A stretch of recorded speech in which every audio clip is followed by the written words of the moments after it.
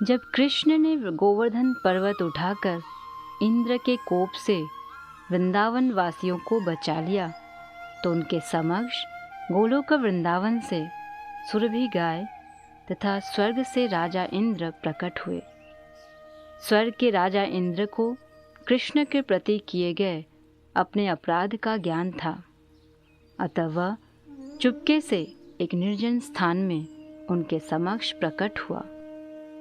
वह तुरंत ही कृष्ण के चरण कमलों पर गिर पड़ा। यद्यपि उसका अपना मुकुट सूर्य के समान दीप्तिमान था। इंद्र को कृष्ण के महान पद का ज्ञान था, क्योंकि वे इंद्र के भी स्वामी हैं।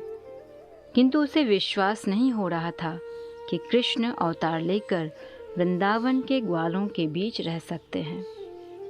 जब कृष्ण ने उसकी सत्ता को चुनौती दी तो इंद्र क्रुद्ध हो गया, क्योंकि वह सोचता था कि इस ब्रह्मांड का सर्वे सर्वा मैं ही हूँ और मेरे समान कोई भी बलशाली नहीं है। किंतु इस घटना के बाद उसका झूठा अहंकार नष्ट हो गया। अतः अपनी अधीन अवस्था देखकर वह हाथ जोड़कर कृष्ण के समक्ष प्रकट हुआ और इस प्रकार स्तुति करने लगा। हे प्रभु, मैंने झूठे अहंकार के वश में होकर सोचा कि आपने ग्वालों को इंद्र यज्ञ करने से रोककर मेरा अपमान किया है और आप स्वयं यज्ञ की सारी सामग्री का भोग करना चाहते हैं। मैंने सोचा कि आप गोवर्धन पूजा के नाम पर मेरा भाग ग्रहण कर रहे हैं, अतः मैंने आपके पद को गलत समझा। अब आपकी कृपा से मैं समझ पाया हूँ कि आप परमेश्वर श्री भगवान हैं और समस्त भौतिक गुणों से परे हैं। आपकी दिव्य स्थिति विशुद्ध सत्व की है, जो सतोगुण के पद से ऊपर है, और आपका दिव्य धाम भौतिक गुणों के उत्पाद से परे है। आपके नाम, यश, रूप, गुण, साज सामग्री तथा लीला सभी इस प्रकृति से परे है और तीनों गुणों का इन पर कोई प्रभाव नहीं पड़ता। आपका धाम उसी को प्राप्त होता है जो कठिन तपस्या करता है और रजो तथा तमो गुणों के प्रभाव से मुक्त रहता है। यदि कोई यह सोचता है कि जब आप इस जगत में अवतरित होते हैं तब आप प्रकृति के गुणों को स्वीकार करते हैं, तो वह भ्रम में है। भौतिक गुणों की तरंगे आपका स्पर्श भी नहीं कर पाती और नहीं आप उन्हें स्वीकार करते हैं। आप प्रकृति के नियमों द्वारा कभी बद्ध नहीं होते। हे स्वामी, आप इस दृश्य जगत के आदि पिता हैं। आप ही इसके परम गुरु हैं और सभी वस्तुओं के आदि स्वामी हैं। आप शाश्वत काल के रूप में अपराधियों को दंडित करने के अधिकारी हैं। इस संसार में मेरे समान अनेक मूर्ख हैं जो अपने आप को परमेश्वर या इस ब्रह्मांड का सर्वे सर्वा मानते हैं। आप इतने दयालु हैं कि आप उनके अपराधों को स्वीकार न करके ऐसा उपाय निकाल लेते हैं कि उनका अहंकार दमित हो जाए और वे जान लें कि आप ही एकमात्र श्री भगवान हैं और कोई नहीं। हे नाथ, आप परम पिता, परम गुरु तथा परम राजा हैं। अतः जब भी जीवात्माओं के आचरण में कोई त्रुटि आए तो उन्हें दंडित करने का आपको अधिकार है। पिता, गुरु तथा राज्य का परम कार्यकारी अधिकारी सदैव क्रमशः अपने पुत्र, शिष्य तथा प्रजा के शुभचिंतक होते हैं। अतः शुभचिंतक होने के नाते उन्हें अपने आश्रितों को दंडित करने का अधिकार है। आप स्वेच्छा से इस धरा पर विविध शाश्वत शुभ रूपों में अवतरित होते हैं। आप इस धरालोक को महिमा मंडित करने तथा विशेषतः अपने को झूठे ही ईश्वर घोषित करने वाले व्यक्तियों को दंडित करने के लिए आते हैं। इस भौतिक जगत में समाज का सर्वोच्च नायक बनने के लिए विभिन्न प्रकार के जीवों में निरंतर स्पर्धा चलती रहती है। और नायकत्व का उच्च स्थान न प्राप्त करने के कारण वे मूर्ख हताश होकर अपने को ईश्वर या भगवान मान लेते हैं। इस संसार में मेरे जैसे अनेक मूर्ख हैं, किंतु कालांतर में जब उन्हें ज्ञान होता है तो वे आपकी शरण ग्रहण करते हैं और पुनः आपकी सेवा में अपने को लगा देते हैं। आपसे ईर्ष्या करने वाले व्यक्तियों को आपके दंडित करने का यही कारण है। हे भगवान, मैंने आपकी असीम शक्ति को जाने बिना अपने भौतिक ऐश्वर्य के अहंकार के कारण आपके चरण कमलों के प्रति महान अपराध किया है। अतः हे भगवान, मुझे क्षमा कर दें, क्योंकि मैं पहले दर्जे का मूर्ख हूँ। कृपया मुझे आशीर्वाद दें जिससे मैं पुनः ऐसा मूर्खतापूर्ण कार्य न करूं।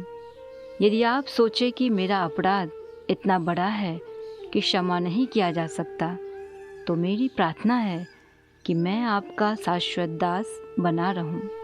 इस जगत में आपका अवतरण आपके शाश्वत दासों की रक्षा करने तथा उन शत्रुओं का विनाश करने के लिए होता है जो महान सैन्य शक्ति रखकर पृथ्वी को अपने भार से बोझिल बनाते हैं। मैं आपका शाश्वत दास हूँ, अतः मुझे क्षमा कर दें। हे नाथ, आप भगवान हैं। मैं आपको सादर नमस्कार करता हूँ, क्योंकि आप परम पुरुष तथा परमात्मा हैं। आप वसुदेव के पुत्र तथा शुद्ध भक्तों के स्वामी परमेश्वर कृष्ण हैं। कृपया मेरा दंडवत प्रणाम स्वीकार करें। आप साक्षात परम ज्ञान हैं। आप स्वेच्छा से कभी भी अपने किसी एक नित्य रूप में अवतार ले सकते हैं। आप सृष्टि के मूल कारण तथा समस्त जीवों के परमात्मा हैं। मैंने अपनी निपट मूर्खता के कारण मूसलाधार वृष्टि तथा उपल वृष्टि कराकर वृंदावन में उपद्रव मचवाया। मैंने आपके द्वारा मेरी तुष्टि के लिए होने वाला यज्ञ रोके जाने से उत्पन्न परम क्रोध के कारण ही ऐसा उपद्रव मचवाया। किंतु हे स्वामी, आप मुझ पर इतने दयालु हैं कि आपने मेरा झूठा अहंकार खंडित करके मेरे ऊपर कृपा की है। अतः मैं आपके चरणों की शरण ग्रहण करता हूँ। आप न केवल परम नियंता अपितु समस्त जीवों के गुरु भी हैं। इस प्रकार भगवान कृष्ण इंद्र द्वारा प्रशंसित होने के बाद मुस्कुराते हुए गड़गड़ाहट मेघ की भांति गंभीर वाणी में बोले, हे इंद्र, मैंने तुम्हारा यह यज्ञ तुम पर अपनी अहेतु की कृपा दिखाने और तुमको यह स्मरण दिलाने के लिए कि मैं तुम्हारा शाश्वत स्वामी हूँ रोक दिया है। मैं न केवल तुम्हारा अपितु अन्य सारे देवताओं का भी स्वामी हूँ। तुम्हें यह स्मरण रखना चाहिए कि तुम्हारा सारा भौतिक ऐश्वर्य मेरी कृपा के कारण है। कोई भी व्यक्ति स्वतंत्र रूप से ऐश्वर्यवान नहीं बन सकता, उस पर मेरी कृपा होनी ही चाहिए। हर व्यक्ति को सदैव स्मरण रखना चाहिए कि मैं परमेश्वर हूँ। मैं किसी पर भी कृपा कर सकता हूँ और किसी को भी प्रताड़ित कर सकता हूँ, क्योंकि मुझसे श्रेष्ठ कोई नहीं है। यदि मैं देखता हूँ कि कोई अहंकार के वशीभूत हो चुका है, तो उस पर अपनी अहेतु की कृपा दिखाने के लिए मैं उसका सारा वैभव हर लेता हूँ। यह ध्यान देने योग्य है कि कृष्ण कभी कभी धनी व्यक्ति को अपनी शरण ग्रहण कराने के लिए उसका सारा ऐश्वर्य हर लेते हैं। यह भगवान की विशेष अनुकंपा है।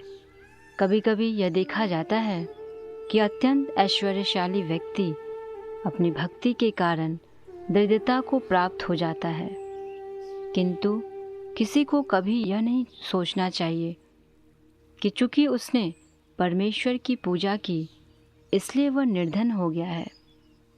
कहने का वास्तविक तात्पर्य यह है कि जब कोई शुद्ध भक्त होता है किंतु गलत गणना से वह प्रकृति पर अपना प्रभुत्व जताना चाहता है तो भगवान उसका सारा ऐश्वर्य हरकर उस पर विशेष अनुग्रह प्रदर्शित करते हैं, जिससे अंततः वह परमेश्वर की शरण ग्रहण कर ले। इंद्र को शिक्षा देने के बाद कृष्ण ने उसे अपने स्वर्ग धाम लौट जाने तथा सदैव यह स्मरण रखने के लिए कहा कि कभी अपने को सर्वोच्च न मानना, अपितु परमेश्वर के अधीनस्थ समझना। उन्होंने उसे स्वर्ग का राजा बने रहने किंतु झूठे अहंकार से बचने के लिए कहा। तत्पश्चात इंद्र के साथ कृष्ण का दर्शन करने आई दिव्य सुरभि गाय ने उन्हें सादर नमस्कार किया और उनकी पूजा की। सुरभि ने इस प्रकार स्तुति की, हे कृष्ण, आप समस्त योगियों में सर्वाधिक शक्तिशाली हैं, क्योंकि आप ब्रह्मांड भर के आत्मा हैं और आपसे ही यह दृश्य जगत उत्पन्न हुआ है। अतः यद्यपि इंद्र ने वृंदावन में मेरे वंशधरों अर्थात गौओं को मारने का यथाशक्ति प्रयास किया, किंतु वे आपकी शरण में बनी रहीं और आपने उन सबों की रक्षा की। हम अन्य किसी को परमेश्वर नहीं जानती, न ही हम अपनी रक्षा के लिए किसी अन्य देवता या देवताओं के पास जाती हैं। अतः आप हमारे इंद्र हैं, इस दृश्य जगत के परम पिता हैं और आप गौ, ब्राह्मण, देवता तथा अपने शुद्ध भक्तों के रक्षक तथा उद्धारक हैं। हे ब्रह्मांड के परमात्मा, मैं आपको अपने दूध से स्नान कराना चाहती हूँ, क्योंकि आप हमारे इंद्र हैं। हे भगवान, आप इस पृथ्वी पर अशुद्ध कर्मों के भार को कम करने के लिए प्रकट होते हैं। इस प्रकार कृष्ण का अभिषेक सुरभि गाय ने अपने दुग्ध से तथा इंद्र ने अपने हाथी की सूंड द्वारा आकाश गंगा के जल से किया। इसके बाद सुरभि गायों तथा अन्य देवों तथा उनकी माताओं ने कृष्ण को गंगा जल तथा सुरभि के दूध से स्नान कराने में इंद्र का साथ दिया और प्रार्थना की। इस प्रकार कृष्ण सब पर प्रसन्न हुए। गंधर्व लोक, पितृलोक, सिद्धलोक तथा चारण लोक से सभी वासियों ने मिलकर भगवान नाम का जप करते हुए भगवान का यशोगान किया। उनकी पत्नियां तथा अप्सराएं अत्यंत हर्ष के कारण नाचने लगी। उन्होंने आकाश से निरंतर पुष्प वर्षा करके भगवान को प्रसन्न किया। जब सब कुछ हंसी खुशी से संपन्न हो गया तो गौओं ने अपने दुग्ध से सारी पृथ्वी को अपलावित कर दिया। नदियों का जल उमड़ कर विविध स्वादों से पूरित होकर बहने लगा और वृक्षों को पोषण पहुंचाने लगा, जिससे उनमें विविध रंगों तथा स्वाद के फूल तथा फल उत्पन्न होने लगे। वृक्षों से मधु चूने लगा। पर्वत तथा पहाड़ियाँ विविध औषधियाँ एवं बहुमूल्य रत्न उत्पन्न करने लगी। कृष्ण की उपस्थिति के कारण ये सारी घटनाएं ढंग से घटती गई और अधम पशु जो सामान्यतः ईर्ष्यालु होते हैं, ईर्ष्या रहित हो गए। वृंदावन में समस्त गौओं के स्वामी तथा गोविंद नाम से विख्यात श्री कृष्ण को प्रसन्न करने के बाद इंद्र ने स्वर्ग को लौट जाने की अनुमति मांगी। उसके चारों ओर देवता थे। जब इंद्र आकाश मार्ग से जा रहे थे, यह महान घटना इसका ज्वलंत उदाहरण है कि किस प्रकार कृष्ण भावनामृत से विश्व कल्याण होता है। यहाँ तक कि अधम पशु भी ईर्ष्याभाव भूलकर देवताओं के गुणों को प्राप्त होते हैं।